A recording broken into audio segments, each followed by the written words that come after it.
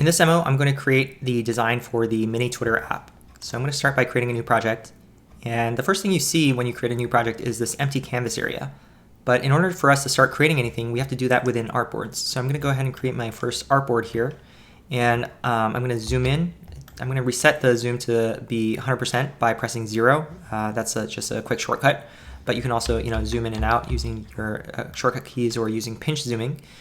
Now, in this artboard, I can just start drawing things and adding text however I want. And the whole philosophy of Plasmic is that you should be able to use this as a scratch area and just get your thoughts down on paper and not worry too much about using real robust layout or anything super high fidelity like that. You can just start with sketching out wireframes. So for this app, I'm going to start by adding some text at the top for the title of the app, which I'll call Mini Twitter. And in order to insert text, I'm going to press T. And I can just click anywhere to start plotting text there. So I'll call this Mini Twitter. And when I'm done, I hit Command Enter because Enter will just insert a new line. I'm going to roughly place it in the middle here. And actually, this whole screen size, this artboard size, I'm going to set it to one of these presets. I want it to be the Pixel 2 font size. And I'll center it roughly there. Just using absolute positioning. And the whole philosophy is, you should start with rough designs and from there refine it into something robust. So Plasmic lets you start from scratch, refine, and have something that's ready for production. Now, right below the title, I'm going to add a box, and I'm going to press R to start drawing a rectangle. This is a box to represent the actual posts that make up this mini Twitter app. So this whole screen is supposed to be a home feed with a bunch of posts on it, and this is basically what the card for a post looks like. It'll have some text inside of it, so I'm adding some more text here for the actual content. So maybe somebody wrote a message like "Hello World," and down at the bottom right, I'm going to add some text for the actual timestamp. So maybe this was posted 1 hour ago, and this is roughly the look and feel I want. Now, on the left, you can notice that the structure of the UI is reflected in this tree. And specifically, we have the text elements nested inside of this box. So if I do anything with the box, the text elements come along with it. And if I delete it, same thing with that. And I can basically take these elements, I can move them into and out of these boxes like so. So you kind of get the natural behavior. And in fact, if I draw new things, they get automatically nested inside of this box. If I draw things around other boxes, then that will nest items inside of that, so on and so forth. So I'm going to undo that. Now, I want actually a bunch of these posts to show up. So the first thing I'll do is I'll right-click this and create a component out of it. Because if I can simply just copy and paste this, a bunch of times like so. But if I ever want to change what any of these posts look like, I want that change to be consistent across all of them, right? If I make this text, something a lighter color, then I want that to be reflected on all of these. So components are just a convenient way of doing that because components are always linked together and they always stay consistent. So to show you that, I'm going to right-click this component or this element and create a component out of it called my post component. Now, I can insert multiple instances of a post. One way to do that is just by copying and pasting. So I'm going to paste right down here. And by default, by the way, whenever you are pasting in Plasmic, it by default pastes to wherever your mouse pointer is located. So like that. Another way to insert a post is actually from the left sidebar. There's an Add to Artboards menu, which lists all the elements, types of things that you can insert into your artboard. These two views are actually the most heavily used, so they're bound to shortcuts Alt-1 and Alt-2. And you can see there's some more interesting interactive elements down here. But for now, I'm just going to insert this post, which all the project components are listed toward the top. Now, I think that is mostly it in terms of the content. Down here at the bottom right, I actually want to add a floating action button, which is one of these circular buttons you may be familiar with if you've seen Android designs, or it's basically a material UI design pattern. And for this floating action button, I actually want it to be completely rounded, so I'm going to set its radius to be 50%. And inside of it, I'm going to add a plus icon. I'm actually going to just kind of cheat here and add some text with a plus character in it. But you can, we'll see later on how to actually bring in real icons into your design. So I'm going to set its size to be 48 pixels. I'm going to center it roughly. I'm just using manual positioning, but I can also use real layout. And actually, this will be the first example of us using real layout. So if I zoom into this thing, you'll have a better sense of what's going on. Actually, if you keep zooming in Plasmic, a pixel grid will show up, which can help you work at a finer level.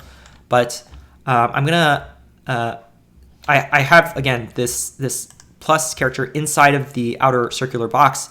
And what I can do is I can change the layout on this box from the right-hand panel. Basically, I can say that I want its items or its children to be either free-floating or aligned as a row or a column. It doesn't really matter in this case whether it's a row or a column. I just have a single child. But so with either one of these, I can just dead center the child by using these controls here to center horizontally and vertically. So that's one way you can get alignment.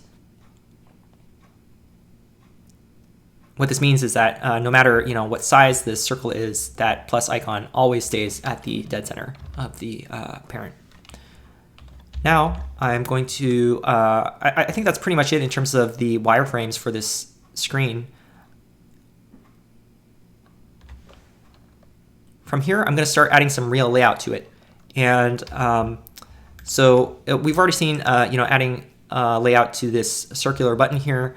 That's one way to apply layout is just through the right-hand controls. But another way is by, for instance, I want these 3 posts to be in a vertical stack. So I'm going to press V, or I can press this button for vertical stack. And now I can actually draw a box around these guys, and that'll lasso them into a new box that is already pre-configured to be a column layout.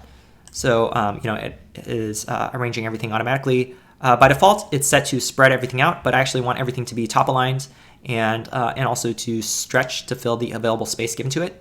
Right now, nothing is stretching, and that's because when I drew these cards for the posts, when I drew these boxes, I just drew them using drawing, which sets an absolute size. So if I double click into this thing, basically when I double click into a component, I start editing that component, and any changes I make are applied to all the instances of that component. So I'm editing this one primary copy. I can see that the size of this root element in the component is actually just this fixed width. So I'm going to set it to be stretch so that it's elastic. And I'm going to click outside.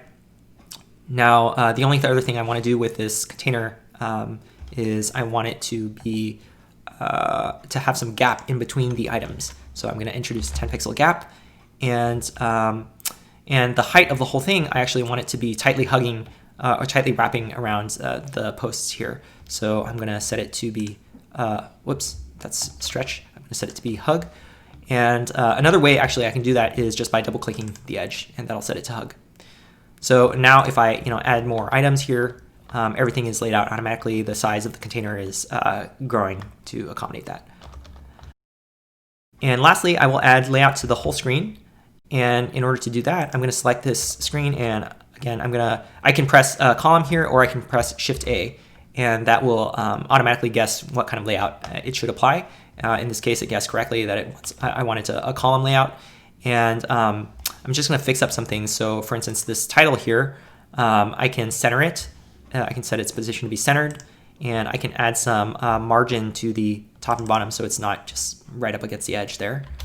And this list of posts, I want it to stretch to fill the available space. I don't want it to run up against the left and right, so I'm actually going to add some padding to the left and right here. And the difference between margin and padding is that margin adds spacing outside of the element, while padding adds spacing within the element. I can do that by double-clicking, similar to the margin controls. I can just double-click one of these edges to select both opposing edges, and set its padding to 10. And the last thing is I want this button here to be floating again. So I'm going to I can take any element, and I can say, instead of it being automatically laid out according to its parent, I want it to be free floating. And now I can just drag this thing around and place it exactly, wherever I want. So I want it actually at the bottom right. but everything is positioned relative to the top left by default. So I'm actually going to pin it explicitly to the right and to the bottom. That way, if I didn't do that, you can see if I resize the screen, it doesn't really move along with the bottom right edge. So I'm going to pin it to the bottom right. And now if I resize the screen, you can see that it is moving along with it. All right, so in fact, if I resize this whole screen, generally you can see the layout is mostly working. Now, the last thing is the cards themselves to add the real layout there, but I'll worry about that in a little bit. I think at this point I have enough that I can start adding some real styling to this thing so that it's not just a bunch of wireframes. And in order to do that, I can start by, I'm going to first remove this, this background here. I can right click and remove it like that. I could also just set the background to be transparent, like so. Either way actually works for this example, but in general, when you can, we recommend unsetting styles like this. And the difference is that actually completely removes the style from the system, and this actually becomes more relevant when you're dealing with variants and whatnot. It doesn't really matter in this example. Now I'm going to set the background of the whole page to be this purple color. I'm going to search kind of for some shade of purple here that I like, and maybe something like that. And I'm going to save this color actually as a reusable color token called background. And so now with this color token, I can reuse that color in other contexts as well. I'm going to set the background of the cards themselves to be white. So I'm going to double click one of these posts to start editing it. And with the root element selected, I can set its background to be white just by typing in the hex. And I also want the title to be white as well, like so. And this background of the floating action button, I want that to be bright color. So I'm actually going to search for one of these cyan type colors here and something like that. And I want the plus icon itself to be pure white. Okay, cool. So this is a little closer to the real UI that we want. Now the cards, they still don't have real layout, and also we need to apply some real styling here. I can keep double clicking into this component to edit it. Another thing I can do is right click it and pop it out into its own new artboard on the side. So, and by the way, you can see like the layout is something we need to fix up. But the idea for creating these artboards is you can just create as many views as you want of any sort of component, and that helps you, look at them in different states or work on them in isolation, separate from the rest of the UI.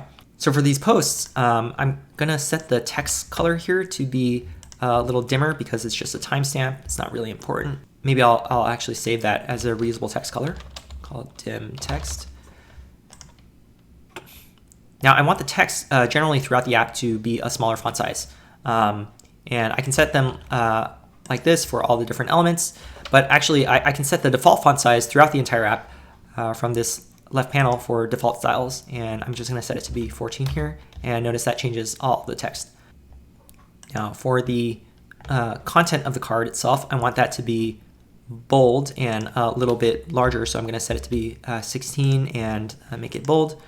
And actually that styling of this 16 size and boldness I want to generally apply in a bunch of different contexts. So I'm going to right click this, and I'm going to say extract all of these text styles to a mixin, which is basically a reusable bundle of styles. In this case, it'll bundle up the size and the font size and the font weight. So I'm going to call this thing my major text mixin.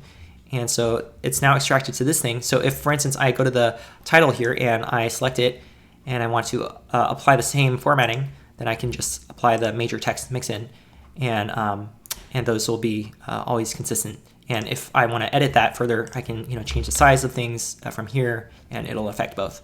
And I can be selective about what is included and what's not included in that styling. So for instance, if I want the text color to be included, I can also certainly move that in there as well.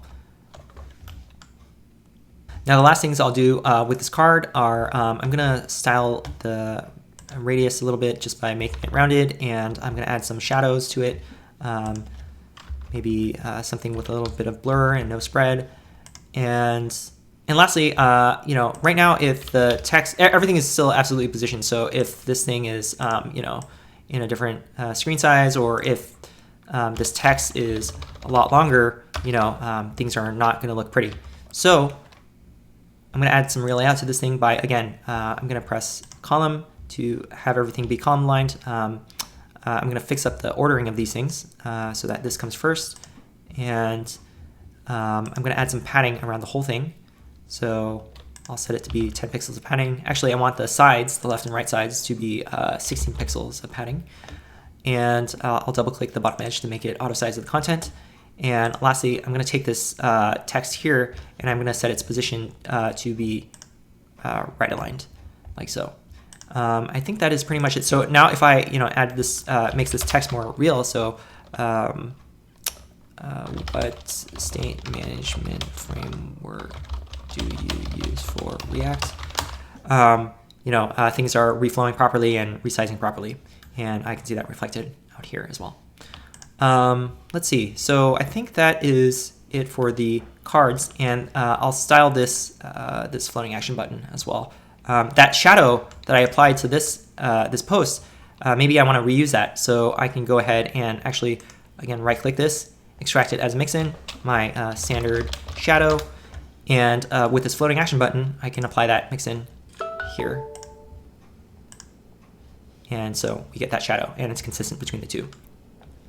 Now, the content of the posts, right now, you know, all these, everything in my mock has the exact same content. Maybe I want to see what happens if the text is a little more variable and the content is a little more variable. And what I can do is I can basically take this text here, and I can right-click it and say I want it to convert it into a slot.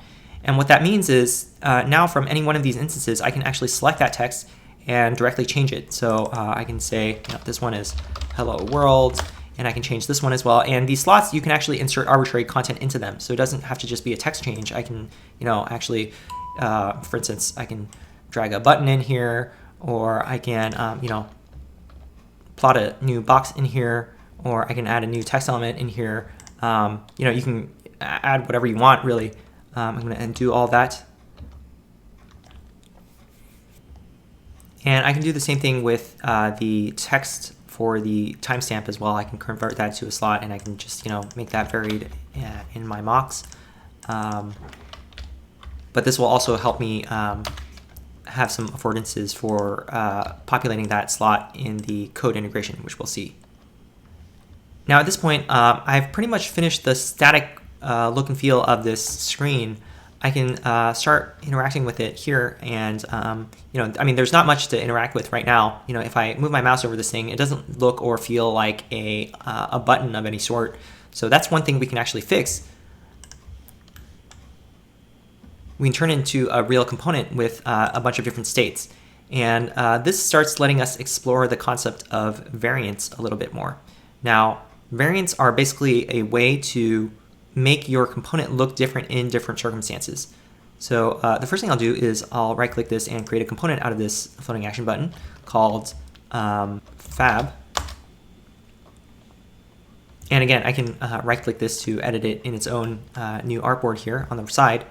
And so to model it out in its different states, I can create variants. And for things like hover states and pressed states, because these are so common, we actually have special support in Plasmic for these. And they're basically a type of variant called interaction variants. And so I can add an interaction variant here for my hover state. And basically, whenever I hover over any part of the component, I want the background of the whole thing to change to a lighter color. So maybe I'm going to make it this lighter color here.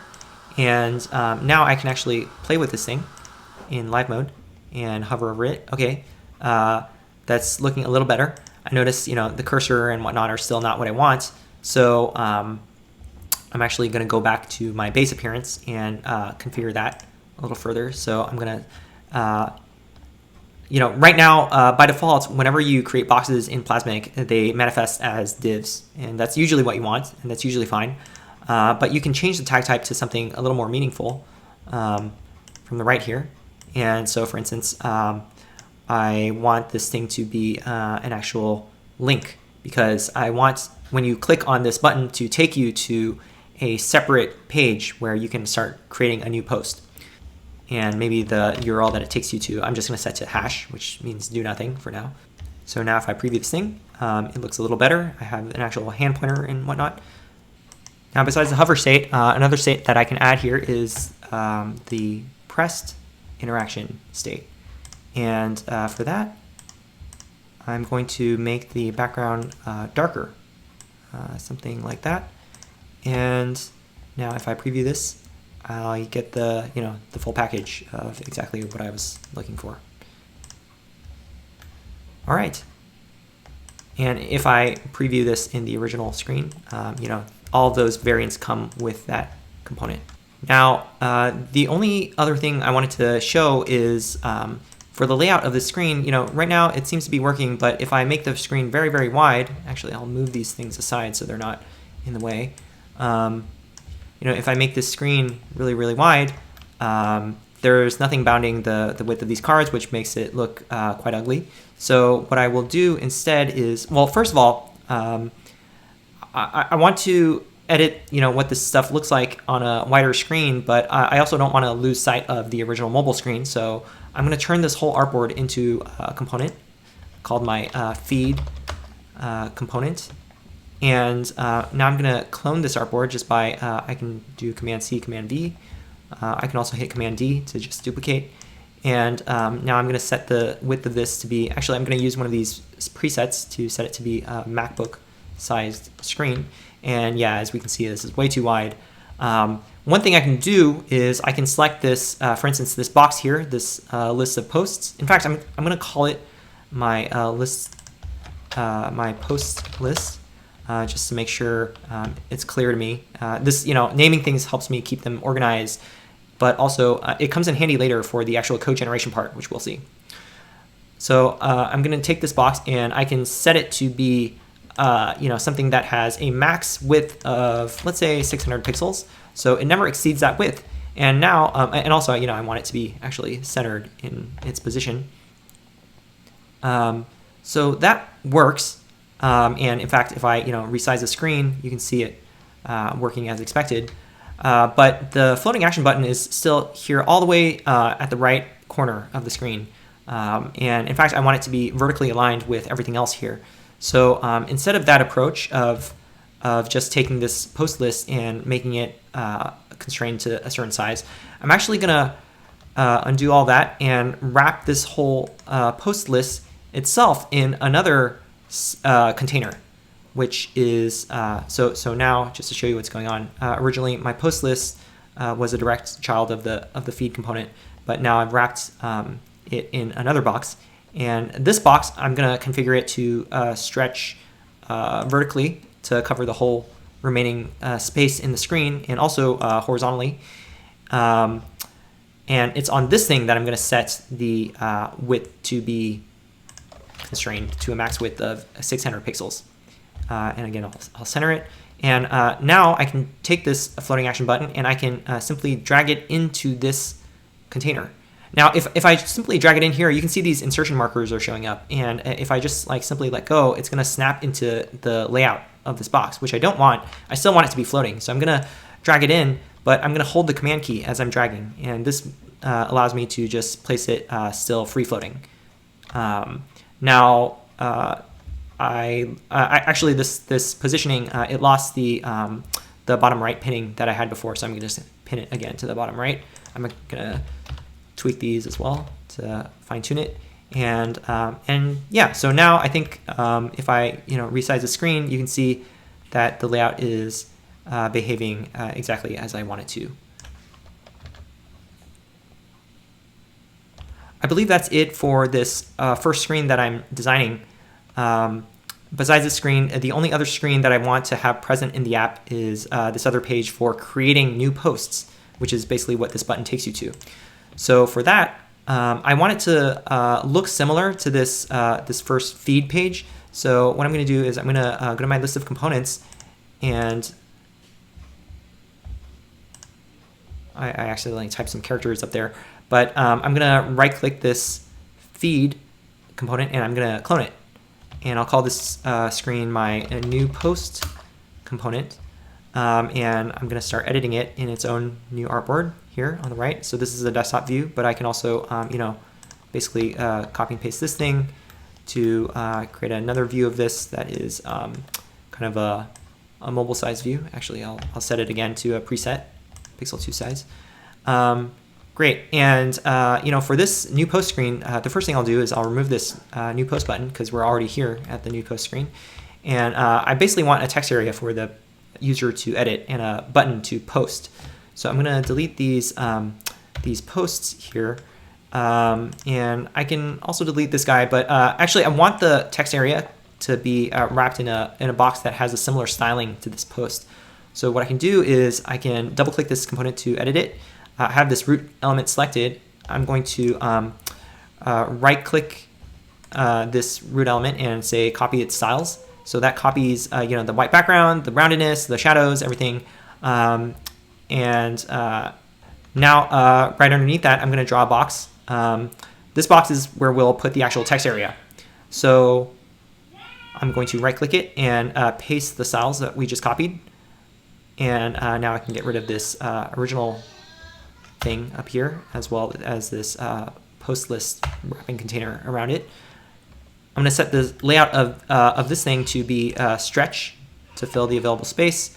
But actually the parent container, I'm going to set some padding around the whole thing to be 10 pixels of padding. So now inside of this, I want to add my text area. So I'm going to scroll down to the bottom here, and there's a multi-line text element that I can drag in. And I'll just, roughly size it to be that big. And I also want the button as well. So I'm going to add a post button down here for actually submitting the text, and I'm going to call it post. And again, I'll make this actually have real layout and center everything. Now for the layout of this whole box, it's not real. So what I'm going to do is I will turn on column layout for this. And now everything is spilling off to the edge because these buttons are too wide given the padding. There's just this fixed padding. And I'm actually going to, I want this button to span the full width of the box. So I'm going to get rid of that padding. I'm just going to clear it out and set it to 0. So this is one thing you can do, which is to just set padding to 0. Another thing you can do is right click it and remove it like that. Similar with the background, I can set a background to transparent, or I can right click it to remove it. It doesn't really matter in this case which one I do. This button, now I can have it not just be a fixed width, but actually span the full width of the parent container. And I also want the text area to be full width as well. So I'm going to set its size to be stretch. But I don't actually want the text area to run up against the edges of this thing. I want that to be padded. And so what I can do is I'm going to, I can I can add padding to the text area itself so that the contents of the text area are indented and whatnot. So I can do that. But that's actually not what I want. I want the text area itself to be padded from the rest of the box. So I'm going to undo that. And I'm actually going to add a wrapper around the text area. And on that wrapper, I'm going to add some padding. And now I'm going to set the height of the whole thing to be tightly hugging the contents. Now I'm going to style this button by adding a background color that is this orange hue. And I'll make it more saturated, like so. And I'm going to also take that text and make it white. And I'm actually going to apply the same sort of major text mix-in that I had before. Notice, though, that the corners of this are jutting out and sharp. So if I remove this thing, actually I can set elements to be hidden, like so. You can see that this is supposed to be rounded, and instead it looks boxy, like this. And so what's going on is that elements can stick out of the parent container. and we don't want that in this case. We want it to be rounded. Now I'm going to select the parent container. So far, I've been selecting items by clicking on them in the canvas or from this left tree here, but actually there's a shortcut for selecting parent, which is a very common operation. It's just Shift Enter. So Enter selects a child. So I can say Enter, Enter, and you can see the selection updating, but Shift Enter is to select the parent. And with this parent selected, I'm going to go ahead and set it to clip its contents by setting overflow to hidden. And there we go. That is rounding the corners now. I'm also going to style this text area here. And first of all, I'm going to make it maybe even just a little bit taller. And I'm going to set its font size to be 16 pixels. Currently, it has some content inside of the text box, which I don't want. I just want to clear it out. But I do want a placeholder there. So I'm going to enter a placeholder text here for that just says, "What's on your mind?" I'm going to go ahead and style the placeholder here by using element states. And so I'll select placeholder. And now let's say I want to select set the text color to be something lighter, like so. Now, besides the placeholder, I also want the box itself to be to have that border removed. So I'm going to go ahead and clear out the border here. And that is pretty much it for the general look and feel. So I can play with this, and I can also try clicking on this button. But of course, this currently doesn't look or feel like a button. So I'm going to go back to my design, and I'll select this button. And kind of similar to how we set the tag type of this fab element here to be a link, I'm going to set the type of this element here to be a button, because when we post something, that's actually an action. It's not just a simple link. When I set this to be button, buttons actually come with just a couple of default styles, including this border here, which I actually don't want. I'm just going to clear that out. And now I can see that it is an actual button that can receive focus and whatnot. And I'm actually clicking on the button, but I have no feedback of that. So I'm going to add those states that I had before for this component as well. So what I can do is I'm going to basically right-click this to create a component out of it called just button. And now when I double-click to enter editing this, I can edit things like that. Or again, I can pop this out into its own new artboard. And maybe I'll move this artboard. Where's everything else? Okay, up here. And basically for this button, I want it to have a few different variants. So I'm going to introduce a hover variant. And I'm going to also introduce a pressed variant. So I'll start with designing these. Now, there's this floating bar up here that indicates to me what state I'm recording into, what variant I'm recording into. So I can actually use this to switch around as well. So I can switch to the hover variant, and this will come in handy because when I select any element in this component and I want to style it, for instance, I want to make the background of this thing lighter color, I can go ahead and do that. Now I want to switch to the press variant. I can do that from up here, or I can do it from here. And the benefit to doing it from here is that I actually get to not have to scroll around in this right-hand sidebar. This is more true if you have a lot of variants that you're dealing with, which we don't have right now. So I'm actually going to set that to be darker. So I have these hover and pressed variants. So I'm going to try that out. Okay, that's better. I actually also want the cursor to change to a pointer. So I'm going to set that to be pointer, like so. All right. That was it for this button, and I can actually try that out here as well.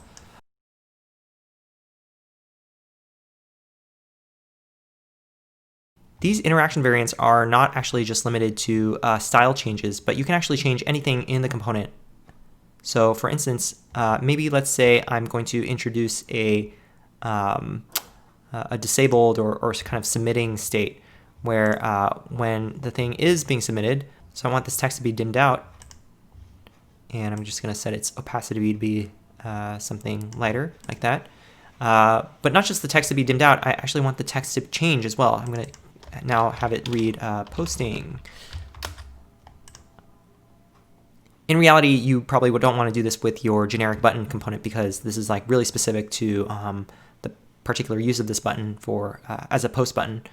You'll probably want to have all this set outside of this this button component, but I'm just showing here for the purposes of demoing this that you can actually change up the content. You can actually show and remove things, and we'll see another example of that really soon. So far, I've been defining these variants for simple interactions, like these built-in interactions here, like hovering and pressing and disabled. But you can also define variants for your own application states. So as an example, let's say that on this post, I actually want this post to have a few different variants as well.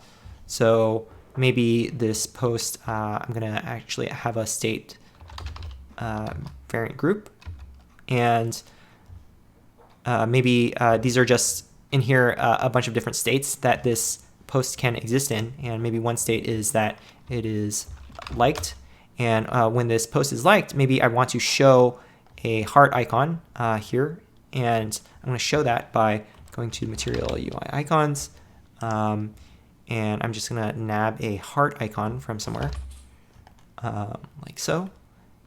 I can actually right-click this thing, go to Inspect, make sure that the SVG as a whole is selected, copy it, and paste it in here. So this pastes it in there.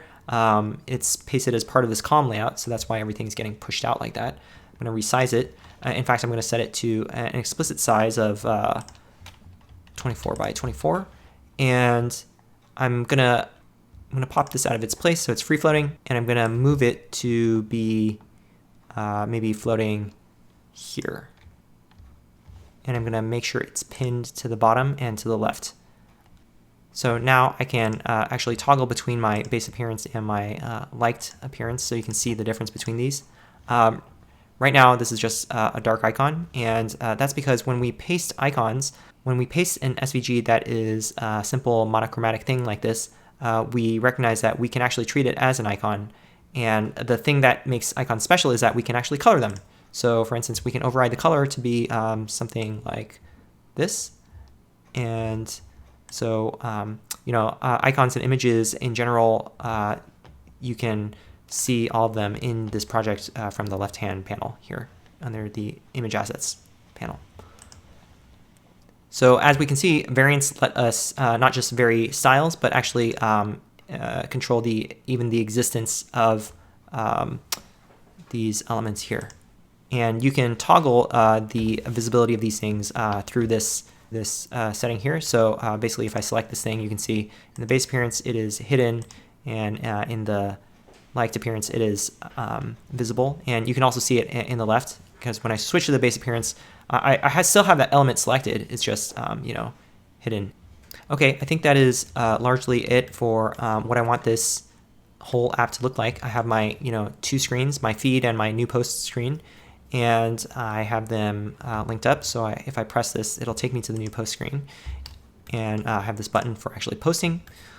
The only other things I'll do is I'll name some more of these elements on the screen, and this would be nice because I actually want to be able to reference these elements by their name when it comes time to wiring up their behavior and all the business logic in the code. So let's see. So basically, you kind of go through your designs and see what it is that you might want to wire up in some way. There's nothing really interactive on this screen. I mean, I can give this guy a name, but I don't really need to do that because it's just a simple link that actually is going to take me to the other routes that we have defined, which actually currently it's just hash, but let's say I want it to take me to /post, and there we go. And I'm going to give the element for this floating action button a name. I'm going to call it add button.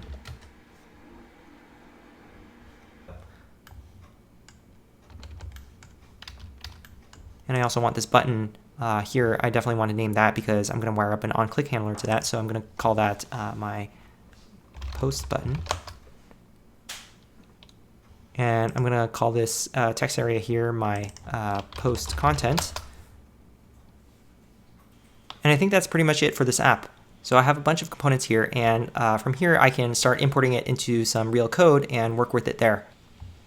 One way to get started with code is through our Code Sandbox integration, and this basically lets you just click this button and quickly create a Code Sandbox. And with that, you can see exactly the pixel-perfect rendition of your app running as a standalone web app in React in the browser. So by default, what's going on in this app is it's just rendering this, this component gallery. And what this is basically, it's just a gallery of all the components from your projects. And I can cycle through them by pressing the arrow key here, left and right. I'll close this Code Sandbox window for now. One thing to be aware of is that if you want to make edits to that same sandbox that Plasmic is updating, then you need to accept an invite that was sent to your email address to edit that sandbox. One last thing I forgot to do here is to give this project a name. I'm going to call it Mini Twitter. And also, just kind of a random cleanup that I wanted to do is the slots that I created on these posts. You can see they're called children and slot. So I'm going to zoom in here so you can see which one is which. Children is the main content, and slot is this timestamp down here. I think children is fine. You know, it's just a standard default name for this kind of prop in React. Any additional slots that you create on the component are just called slot, slot 2, slot 3, etc. So I'm actually going to rename this to something a little more descriptive by going to the primary component and selecting that slot. And I'm going to just name it here to be timestamp instead. And that's just a little more descriptive. Next, we'll see how to wire things up in the code. And for that, we're going to generate this into a local code base using the codegen panel here. You can follow the instructions, but basically you install a CLI and you run Plasmic init, and then you sync down the components from the project here. So we'll see how to do all of that in the next written section of the tutorial.